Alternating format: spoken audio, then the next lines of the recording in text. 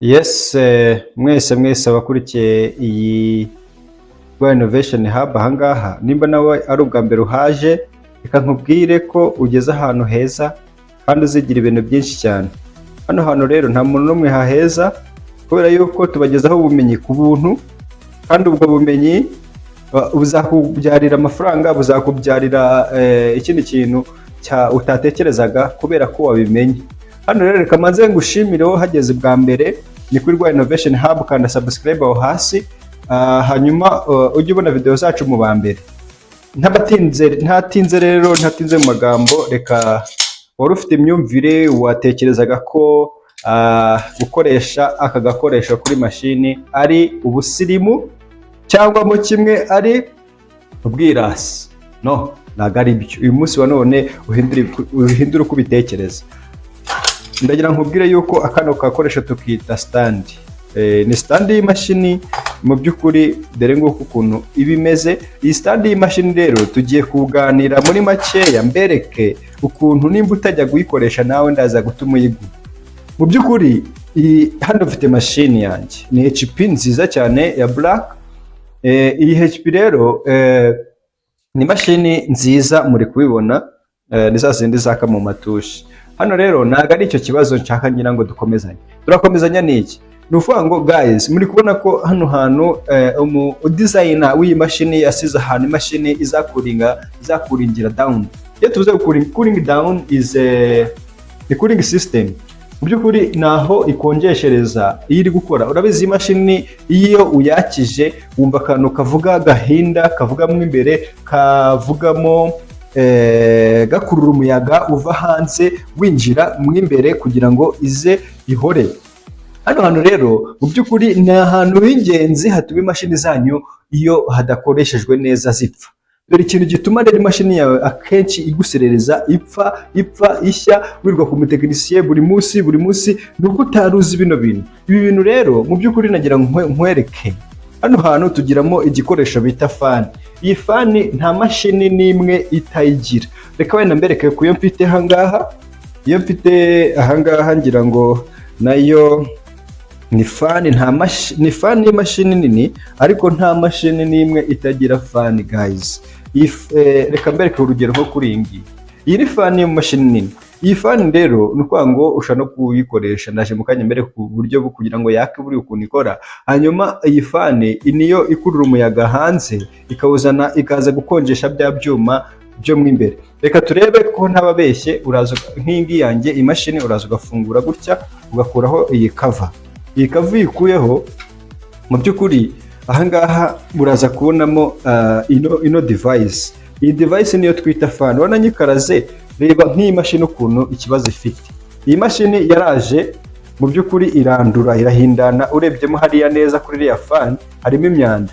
Iyi myanda rero iyikurura iyikuye hahandi upfa gutereka za mashini zawe, za mashini muzitereka ahantu mubonye hose. Hanyuma mbanyuremo muri makeya, nk'ingiyi bari disk yayo, iyi ari battery, iyi ngiyi ni board yayo SSD, cyangwa hano ushobora kongeramo indi hard disk. Okay, iyi ngiyi ikaba rame, ni rame. Imashini yanjye ni original, ifite rame ebyiri. Hanyuma ndagira ngo mbabwire rero, ahangaha ni aga cooling system kayo kaza gufasha gukuringa down.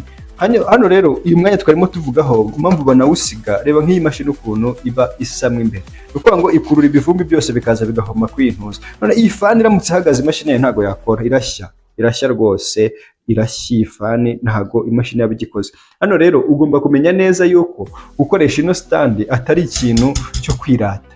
Hano rero uraza mu by'ukuri ugafunga, noneho urabona iyi myanya baba basize. Iyo uje urugero niba gukoresha nk'iyi position yanjye ahangaha, iyo uteretseho imashini yawe ukirata ugafungura like this, iyo ugafungura mashini yawe, urabona ko nyifunguye.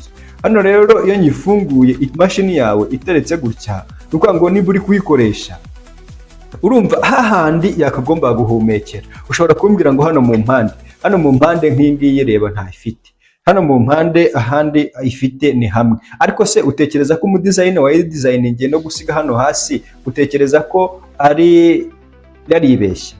ntago yibeshye kuko fani yacu itekinga position ya hano hasi. Nukuvuga ngo nubwo yakoresha hano n'aha ngaha, nukuvuga ngo wa muyaga se winjira hehe ugasohokera hehe. Twumvikane bino bintu nibwo umutekinisiye tubyumva. Aha ngaha iyi fani yacu igira ahantu yinjiriza umwuka ikagira naho gusohorera. Aha rero uzabicunge neza, umva hari umwuka uri gusohoka mushyushye n'umwuka winjiramo. Aho winjira rero hano hasi iyo uharambitse ahantu kururira umuyaga, nukuvuga ngo iyo wamaze kuharambika hano hasi biba byarangiye uri kwica imashini yawe, iragenda igashyuha igakiretinga overheating rega twika bya bikoresho byawe. Iyi ni imwe mu mpamvu imashini yawe ihora ishya, ukajya ku mutekinisiye iyi mashini bakayikufungura bakayikoramo biba birangiye. Step 1 biba birangiye. Rero kanguka hanyuma ujye ku isoko, abishaka mu mbaze nimero ahantu wakura bino bikoresho byiza kandi bya original bataguhangitse. Iyi stand nicyo umuzungu yayigeneye cyangwa uwayikoze. Hano rero mu by'ukuri iyi stand iyo uyifite, ndaje noneho mbabwire ku kintu kijyanye n'umugongo n'amaso iyo ukoresha imashini nta stand iriho. Kaswe no tutarajya no kuri fan. Aha ngaha rero uraza ugashyiraho imashini yawe gutya. Imashini yawe ukayishyiraho ukayegura, imashini ikaba ifite position nziza, ukanayegura ukaba wakomeza ukayegura gutya, hanyuma ukayigeza ahantu wumva urebamo muri screen neza. Hano rero iyi mashini yawe iteretse hano, nukuvuga ngo hano hasi haba harimo wa mwanya ikururiramo umuyaga, kubera yuko ya fani iba ikeneye gukonjesha bya byuma, ikonjesha keyboard, ikonjesha motherboard yayo mo imbere. Hano rero ntugiriye inama nushaka unyarukire ku isoko ugure iyi stand. Kubera iki?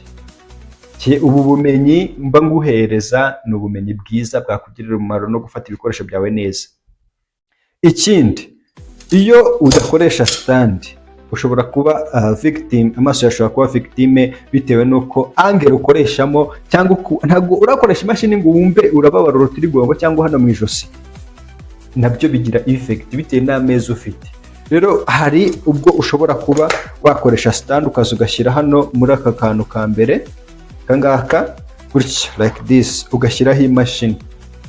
Hano rero iyo ugiye nko muri office ugasanga umuntu arakoresha stand, abaramenye ibanga. Iyo babimenye rero nta kibazo tuba dufitanye, kuko aba ari kurinda ubuzima bwe, ari kurinda urutirigongo, ari kurinda amaso ye, kubera kuyamenyereza gukorera kuri degree yayo neza akoreraho.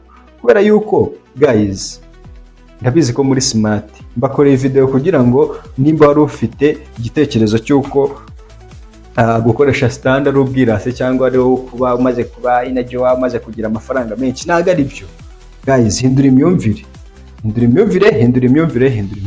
Ugende ku isoko hano mu mujyi rwose tuguhe stand, tuguhe na mashine nimba nta mashine ushaka imashini nziza zizewe, hanyuma kandi dukomeze twihugure kuri ibi bikoresho. Hano ngewe iyi class muzigiramo ibintu byinshi cyane, nimba ufite n'imashini yapfuye turagufasha, nimba ufite n'ibindi bibazo by'amatelefone, ibindi bibazo by'ama electronique ushaka gukoresha system nshyashya, turaguhuza n'ababikora, turaguhuza n'abantu babikora cyane kandi nk'umwuga bizewe. N'ama system yose ya security muri electronique, ama projet atandukanye, tanga ubujyanama, turagukorera ku mafaranga make cyane. Ngaho twakomeje rero, kanda subscribe nimba ubonye bigufashije, dukomeze n'izindi video mu kanya. Iyi ni class nziza kandi yagushyiriweho yitwa Rwa Innovation Hub mu Kinyarwanda, ruri mu wumva nta blame. Thank you very much.